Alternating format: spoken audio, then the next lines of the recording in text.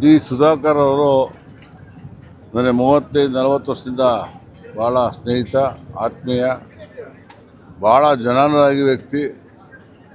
ಹಸನ್ಮುಖಿಯಾಗಿ ಯಾವಾಗಲೂ ಕೂಡ ಕೆಲಸ ಮಾಡೋಂಥ ಆ ಕ್ಷೇತ್ರದಲ್ಲಿ ಜೈನ ಸಮಾಜ ಇರೋದೇ ಕಡಿಮೆ ಹಿರಿಯೂರಲ್ಲಿ.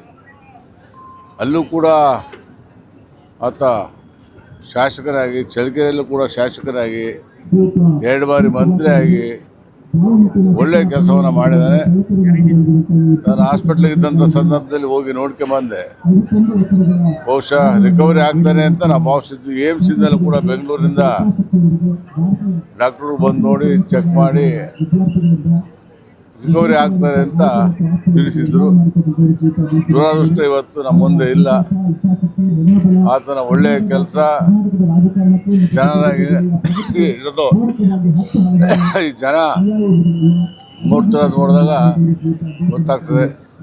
ಅವರ ಕುಟುಂಬಕ್ಕೆ ಭಗವಂತನ ಶಕ್ತಿ ಬರಲಿ ಮತ್ತು ಅವರ ಆತ್ಮಕ್ಕೆ ಶಾಂತಿ ಸಿಗಲಿ ಅಂತೇಳಿ ನಾನು ಪ್ರಾರ್ಥನೆ ಮಾಡ್ತೀನಿ.